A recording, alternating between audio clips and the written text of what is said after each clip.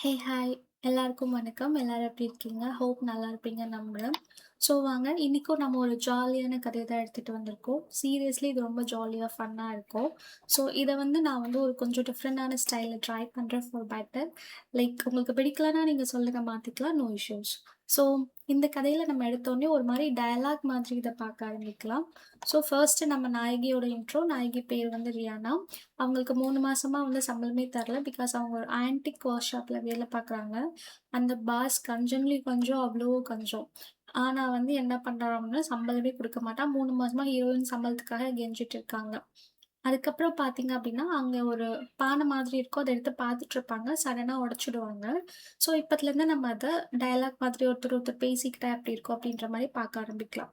Pass: "ஏய் ரியானா, அறிவு கெட்டவளே! இது எவ்ளோ பெரிய பொருள் தெரியுமா? இப்டி போட்டு உடைச்சிட்டியே! இது மில்லியன் வரும்." ரியானா: "யோவ் பாஸ்! நேத்து தானே ஒரு கஸ்டமர் கிட்ட இது ரொம்ப காஸ்ட்லியான பொருள்னு சொன்னீங்க. இன்னைக்கு என்னடான்னா என்கிட்ட அது ரொம்ப காஸ்ட்லியான பொருள்னு சொல்றீங்க?" பாஸ்: "ஆமா, என்கிட்ட 1000 ஐட்டம் இருக்கு. நான் அத எல்லாத்தையும் ஞாபகம் வச்சுக்கிட்டு இருக்க முடியுமா? எனக்கு கதை சொல்றதெல்லாம் வேணாம். காசு குடுக்குறியா இல்லையா?" ரியானா: "காசா? அது எங்க இருக்கும்? 3 மாசமா நீங்க எனக்கு ஒரு பைசா கூட தரல. ஃபர்ஸ்ட் என் சம்பளத்த குடுங்க. அப்புறம் இந்த காசுக்கான காசு தரேன்." பாஸ்: "என்ன எதிர்த்து பேசுறியா? மரியாதையா இந்த இடத்த சுத்தம் பண்ணி வை. நான் வெளிய போயிட்டு வரேன். வரதுக்குள்ள கிளீன் பண்ணல, உன்ன வந்து வச்சுக்கிறேன். அவ்வளோதான்."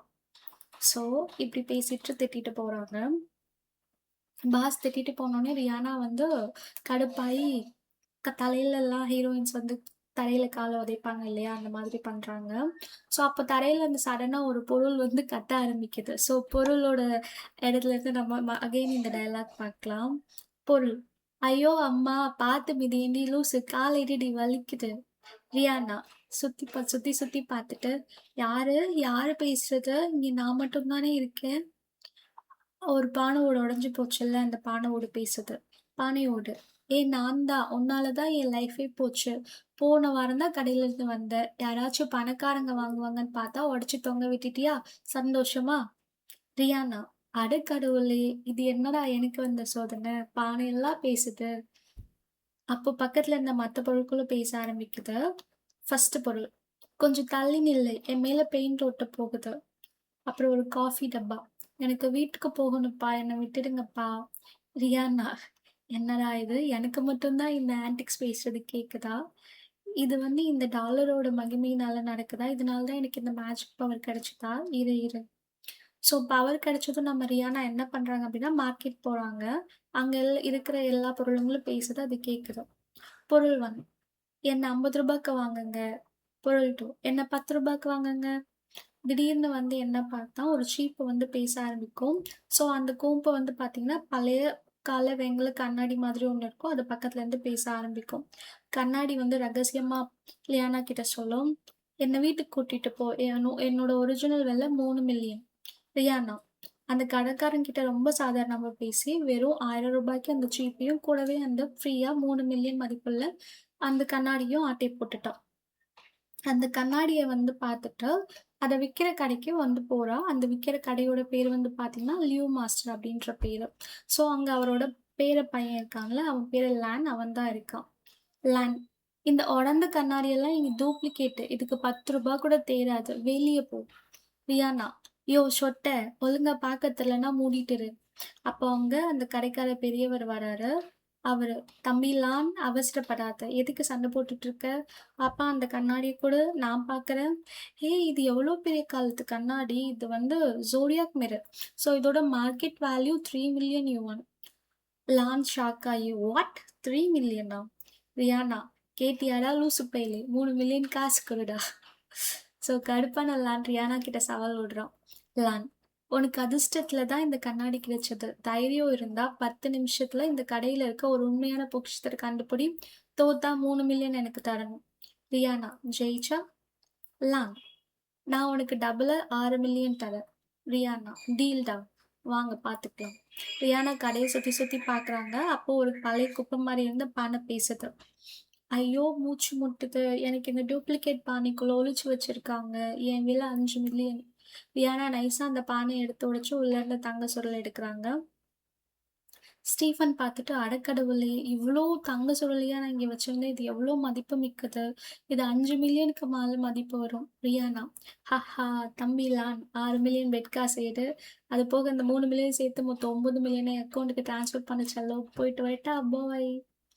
ஸோ, லியானா வந்து அங்கேருந்து முடிச்சுட்டு வந்துட்டாங்க. அதுக்கப்புறம் வந்து ஆன்டிக்ஸ் கேட்குற அந்த ஆன்டிக்ஸ் எல்லாம் பேசுற சக்தியெல்லாம் இருக்கு இல்லையா? அந்த பேசுற சக்தியோட அந்த ஜேட தேடி என்ன பண்றாங்க அப்டின்னா, வில்லியம் அப்டின்ற ஒருத்தரோட வீட்டுக்கு போறாங்க. ஸோ, அங்க வில்லியம் என்ன பண்றாரு அப்டின்னா, ஒரு 3 விளக்கு காமிக்கிறாரு. 3 விளக்கு காமிச்சு, இதுல எது உண்மையான விளக்கு அப்டின்னு கண்டுபிடிக்க சொல்றாரு. ஸோ, அங்க வந்து பார்த்தீங்க அப்டின்னா, சாமுவேல் என்ன சொல்லுவாரு அப்டின்னா, "நான் 40 வருஷமா ஆராய்ச்சி பண்றேன். ஆ அதுல என்ன பண்ணுவாங்கன்னா, பெட்ல வந்து ஜெயிச்சுருவாங்க. ஜெயிச்சதுக்கு அப்புறமா ஒரு எக்ஸிபிஷனுக்கு போவாங்க. அங்க சாமுவேல்னு ஒருத்தர் 40 வருஷமா ஆராய்ச்சி பண்ணிட்டுருப்பாரு. ஸோ, அவங்க எல்லாரும் சேர்ந்து ஒரு ஓவியத்த பார்த்துட்டுருப்பாங்க. ஸோ, இப்ப சாமுவேல் பேசுறாரு. "40 வருஷமா ஆராய்ச்சி பண்றேன். இது எந்த காலத்து ஓவியம்னே தெரியலப்பா." ரியானா, "அங்கிள் கொஞ்சம் ஒதுங்குங்க. தீப்பெட்டி இருக்கா?" சாமுவேல், "ஏய் என்ன பண்ண போற?" ரியானா, "சும்மா இருங்க." ரியானா அந்த ஓவியத்தோட மேல் அடுக்குல போயி, அந்த பெயிண்ட்ட லேசா தூக்கிட்டு, லைட்டர கொஞ்சம் காமிக்க, மேல இருந்த பெயிண்டிங் அப்படியே ரிமூவ் ஆயிட்டு, புது பெயிண்டிங் உருவாகுது. அதோட மதிப்பு வந்து 10 பில்லியன். சாமுவேல், "அம்மா தாயே! 40 வருஷமா ஆன்டிக்ஸ் துறையில இருக்கேன். உன்ன தப்பா எடை போட்டுட்டேன்." ரியானா, "பரவால்ல அங்கிள். சின்ன பொண்ணு தான். ஆனா என் கண்ணும் காதும் ரொம்ப ஷார்ப். இனிமே இந்த ரியானா கிட்ட மோதாதீங்க." அடுத்தது ரியானா, மீதி அவளோட டாலர்ல இருக்கிற ஒரு மிஸ்ஸிங் பீஸ தேடி, அவளுக்கு 2 கிடைச்சிருச்சு இல்லையா? ஸோ மீதி இருக்கிற மிஸ்ஸிங் பீஸ தேடி ஒரு மார்க்கெட்டுக்கு போறாங்க. அங்க அவளோட எக்ஸ் லவ்வர பார்க்குறாங்க. ஸோ இப்ப அவங்களோட கான்வர்சேஷன் எப்படி இருக்கு அப்படின்றத பார்க்க போறோம். ஸோ அவனோட பேர் வந்து சார்லஸ். சார்லஸ், "அடடே! என்ன விட்டுட்டு போன ரியானா, இங்க வந்து குப்பைய பொறுக்கிட்டு இருக்காளா? ஹஹஹா." சார்லஸ், "இவ உன்ன விட்டுட்டு அ லைக் அவளோட கேர்ள் ஃபிரெண்ட் அதாவது சார்லஸோட கேர்ள் ஃபிரெண்ட். சார்லஸ், இவ உன்ன விட்டுட்டு இங்க சுத்துறா பாரேன், எவ்வளவு கேவலமானவ." ரியானா, "ஏய்! மத்தவன் ஆள எப்படி உஷார் பண்றதுன்னு உன்கிட்ட தான் கத்துக்கணும். நீ எல்லாம் என்ன பத்தி பேசுறியா? போடி போய் மூஞ்சி கழுவிட்டு வா." சார்லஸ், "ஏய் ரியானா, என் ஆளுக்கு என்ன குறை? என் ஆளு வந்து நேஷனல் பியூட்டி. ஸோ என் ஆளுக்கு பாத்தியா ரீசென்ட்டா நான் வந்து 8,00,000 குடுத்து ஒரு பிரேஸ்லெட்லாம் வாங்கி குடுத்துருக்கேன்." ரியானா, "டேய் லூசு சார்லஸ், இது வந்து ரொம்ப காஸ்ட்லியானதுலாம் கிடையாது. இது ஜஸ்ட் ஒரு ரூ. 100 தான். பிளாஸ்டிக் கண்ணாடி வளையல். உன்னை எவனோ ஏமாத்தி உன் தலையில கட்டிட்டான்." ஸோ கடைக்காரன் வந்து என்ன பண்றான், பக்கத்துல இருக்க ஒரு தலைமுடிய பார்த்து ஆசைப்படுறான். ஸோ கடைக்காரன் பேசுறான். "ஹான் இது ஆன்டிக் காலத்து தலப்பின். இதோட வெறும் விலை 5,00,000 தான்." நம்ம லான் வேணும்னே சார்லஸ வம்புக்கு இழுக்கிறான் லான். "என் ஆளுக்கு வேணும்னா நான் 5,000,000 கூட தூக்கி தருவேன். உன்கிட்ட எது அவ்ளோ காசு? நீ இன்னமும் உங்க தாத்தா பாக்கெட் மணில தானே ஓட்டிட்டு இருக்க." சார்லஸ் மான பிரச்சனையாகி, "யார்றா பாக்கெட் மணில வாழ்றது? இந்தாடா 2,000,000 இன்னைக்கு நைட்டு இந்த பின்ன நானே வாங்கிக்கிறேன்டா." ஸோ 2,000,000 குடுத்து சார்லஸ் அந்த தலையில போடுற பின்ன வாங்கிக்கிறாங்க. ரியானா பேசுறாங்க. "டேய் சார்லஸ், ரூ. 20 கெமிக்கல் பிளாஸ்டிக்கோட தல பின்ன 20,00,000க்கு வாங்குன பெரிய முட்டாள் நீதான்டா. உலகத்திலே நீதான்டா உலகத்தரமான முட்டாள்." சார்லஸ் அசிங்கப்பட்டு போறான். ஸோ அப்பதான் கவனிக்கிறா ரியானா, சார்லஸோட கேர்ள் ஃப்ரெண்டோட பேக்ல அந்த 3வது பெண்டன்ட் இருக்கு இல்லையா? சாரி அந்த பெண்டன்ட்டோட 3வது அந்த டாலர் வந்து இருக்கு. ஸோ என்ன பண்றாங்க அப்டின்னா, இத எப்படியாவது வாங்கணும்னு சொல்லிட்டு சார்லஸ் கிட்ட ஒரு பெட் கட்டுறாங்க. இப்ப ரியானா பேசுறாங்க. ரியானா, "சார்லஸ், உனக்கு தைரியம் இருந்தா என்கிட்ட ஒரு சவால் கட்டு." சார்லஸ், "என்ன பெட்?" ரியானா, "இந்த மார்க்கெட்ல 3 மணி நேரத்துக்குள்ள யாரு சிறந்த போலியான பொருள கண்டுபிடிக்கிறாங்கன்னு பார்ப்போம். நான் தோத்தா உனக்கு 3,000,000 தரேன். நான் ஜெயிச்சா உன் கேர்ள் ஃபிரெண்ட் வச்சிருக்க ஹேண்ட்பேக் எனக்கு வேணும்." Charles, "okay. நான் ஆன்டிக்ஸ் குடும்பத்துல பிறந்தவன். நான் சவாலுக்கு ரெடி." ஸோ என்ன பண்றாங்க அப்டின்னா, சார்லஸ் ஓடி தேடி ஒரு ரூ. 100 மதிப்புள்ள ஒரு பானை கொண்டு வந்து குடுக்குறான். ரியானா வந்து ஒரு அசால்ட்டா உடைஞ்ச கப்ப கொண்டு வந்து குடுக்குறாங்க. ஸோ அப்படி அவங்க பேசிட்டு இருக்கும்போது அங்க லியோ தாத்தா வராங்க. லியோ தாத்தா, "சார்லஸ், ரியானா கொண்டு வந்திருக்கிறது எல்லாமே என்கிட்ட குடுங்க. நான் என்னன்னு பார்க்குறேன்." ரியானா கொண்டு வந்திருக்கிறது வந்து ரொம்ப பழைய காலத்து பொருள். இதோட நிஜமான மதிப்பு $1,000,000. சார்லஸ், நீ கொண்டு வந்தது வெறும் ரூ. 100 தான். ஸோ இதுல ரியானா தான் ஜெயிச்சா.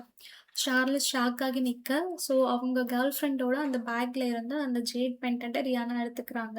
ஸோ ரியானா கிட்ட இப்ப என்ன பவர் கிடைக்குது அப்டின்னா, ஆன்டிக்ஸ் பேசுறது மட்டும் இல்லாம, ஆன்டிக்ஸோட அந்த ஆராவும் சேர்த்து கிடைக்குது. விச் மீன்ஸ் வந்து முன்னாடி ரியானாவால ஆன்டிக்ஸ் பேசுறது மட்டும் தான் கேட்க முடியும். அதுக்கப்புறம் 2வது பெண்டன்ட் கிடைச்சதுக்கப்புறம் என்ன கேட்க முடியும்னா, அத ஒரு ஸ்க்ரீன்ல பார்க்க முடியும் அதோட ஹிஸ்ட்ரி எல்லாம். இப்போ ஆரா சக்தி கிடைச்சதும் என்ன நடக்கும் அப்டின்னா, அது நல்ல சக்தியா, கெட்ட சக்தியா அப்டின்ற மாரி தெரியும். ஸோ என்ன பண்றாங்க அப்டின்னா, அதுக்கப்புறம் ரியானாக்கு கால் வருது. யாருன்னு பார்த்தா நம்மளோட அ ரியானோட எக்ஸ் பாய் ஃப்ரெண்டோட தாத்தா தான் கூப்ட்டுருக்காங்க. ஸோ அங்க வந்து ஒரு விசித்திரமான சிலைய வச்சுட்டு குழம்பி போய் உட்காந்துருக்காங்க. அவரு பேரு சாமுவேல். நீங்க இவர முன்னாடியே பார்த்திருப்பீங்க எக்ஸிபிஷன்ல. ஸோ சாமுவேல் பேசுறாரு. "ரியானா, என் பேரு ஏதோ வந்து செல்வத்த தரும்ன்னு சொல்லிட்டு இந்த சிலைய தூக்கிட்டு வந்துட்டா. ஆனா இது என்ன சாமின்னே தெரியலையே." ரியானா நான் தன் மேஜிக் கண்ணால அந்த சிலைய பார்க்குறா. அதுலேருந்து ஒரு பயங்கரமான கருப்பு நிற கெட்ட அற வெளிய வருது. ரியானா, அடடே! இது ரொம்ப கெட்ட காலத்து சிலையாச்சே! ஆனா இதுல ரொம்ப கெட்ட சக்தி இருக்கே! லான், தாத்தா எனக்கு தெரிஞ்ச குபேரன், லட்சுமின்னு 5 வகை செல்வ கடவுள் இருக்காங்க. ஆனா இது அப்படி இல்லையே! ரியானா, இது சாதாரண கடவுள் இல்ல. இது பண்டைய காலத்து கல்லறை திருடர்களும், பிளாக் மார்க்கெட்காரர்களும் கும்பிடுற தி கிரேட்டஸ்ட் இம்மார்டல். ஸோ அப்படின்னா அது என்ன கடவுள் ரியானா? ரியானா, வேற எதுவும் இல்ல. அது ஒரு எலி சாமி சிலை. திருடனுங்களுக்கும் புதையல் கிடைக்கிற இடத்த காட்ட இந்த எலி சாமி சிலைய ரகசியமா கும்பிடுவாங்க. இத வீட்ல சேர்த்து வச்சா கெட்ட சக்தி தான் வரும். இத கேட்ட உடனே தாத்தா என்ன பண்றாங்க அப்படின்னா, அவங்களோட பாய் ஃப்ரெண்ட கால் பண்ணி ரியானா கிட்ட மன்னிப்பு கேட்க சொல்லிட்டு, இனிமே வந்து உனக்கு ₹1 கூட தரமாட்டேன். நீ குடுக்குற காசு எல்லாம் என்ன பண்ற அப்படின்னா, இந்த மாதிரி ஏதாவது ஒண்ண வாங்கி நீ ஸ்பாயில் பண்ற. ஸோ அதனால நான் குடுக்க மாட்டேன் அப்படின்னு சொல்றாரு. இத கேட்டதும் பாய் ஃப்ரெண்டுக்கு ரொம்ப கோவம். "இல்ல தாத்தா, நான் எதுவும் பண்ணல. இது வந்து நான் வந்து நல்ல கடையில தான் வாங்குனேன். அவங்க எனக்கு நல்ல விலைக்கு தான் வித்தாங்க. நான் இதுக்கெல்லாம் ரொம்ப செலவு பண்ணியிருக்கேன்." அப்படின்னு சொல்லிட்டு சொல்லுவாங்க. ஆனாலும் வந்து என்ன பண்ணுவாங்க அப்படின்னா, "இல்ல, இது நீ வாங்கலன்னு" சொல்லிட்டு தாத்தா இன்னொரு அடி குடுப்பாங்க. இன்னொரு அடுக்கு கேட்டதும் என்ன பண்ணுவாங்க அப்டின்னா, ஆம் இல்ல நான் பிளாக் மார்க்கெட்ல தான் இத வாங்குனேன் அப்டின்றத ரியானா சொல்லிடுவாங்க. ஸோ ரியானா சொன்னதும் என்ன நடக்கும் அப்டின்னா, அவர குடுத்துட்டு இனிமேல் பாக்கெட் மணிலாம் உனக்கு கிடைக்காது. இனிமேல் உன் தங்கச்சி தான் உன் பிசினஸ் எல்லாம் பார்த்துப்பா. உன்னோட சொத்து எல்லாமே வந்து நான் குடுத்துருவேன் அப்டின்ற மாரி சொல்லிடுவாங்க.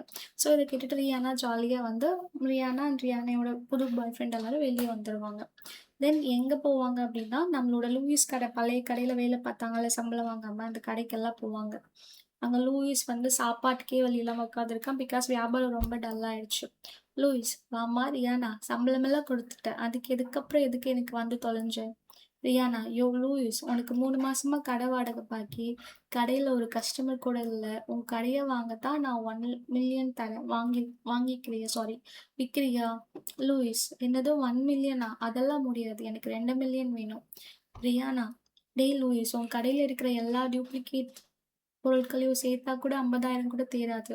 ஒழுங்கா 1,000,000 வாங்கிட்டு கடன அடைச்சுட்டு ஓடிடு. இல்லன்னா 2 வாரத்துல உன்ன வீட்டுக்காரன் அடிச்சு தொரத்திருவான். லூயிஸ், இல்ல இல்ல எனக்கு 1.5 மில்லியன் வேணும். ஸோ அப்ப நம்ம லான் கெத்தா முன்னாடி வரான். யோவ் லூயிஸே, ஆன்டிக்ஸ் உலகத்துல எங்க குடும்பத்தோட பவர் என்னன்னு உனக்கு தெரியும்ல. என் ஆள் இந்த கடைய கேட்குறான். ஒழுங்கா 1 மில்லியனுக்கு சைன் பண்றியா இல்லையா? லான் மிரட்டுனத பார்த்து பயந்துடுறான். ஸோ அதனால சைன் பண்ணிடுறான். ஸோ ரியானா, இனிமே இந்த கடைய நல்ல ரீடிஃபைன் பண்ணி நிஜமான ஆன்டிக்ஸ மட்டும் வச்சு இந்த 100லயே நம்பர் 1 ஆன்டிக்ஸ் கடையா மாத்தப் போறேன். அப்ப நம்ம லான் நைஸா பக்கத்துல வந்து நிக்கிறான். லான், ஏய் முதலாளி மேடம், உங்க கடைக்கு ஒரு புது முதலாளி அம்மா வேணுமே, நான் வந்தா செட் ஆகுமா? ரியானா, அடடே! லீ குடும்பத்து இளவரசினே எனக்கு லேடி பாஸாக வரதா? எனக்கு ஓகே தான் அப்படின்ற மாரி சொல்லிட்டு ஜாலியா சிரிக்கிறாங்க. ஸோ ஹாப்பி எண்டிங் அவ்வளோதான். உங்களுக்கு இந்த கதை பிடிச்சிருந்தா மறக்காம லைக் அண்ட் ஷேர், கமெண்ட் பண்ணுங்க.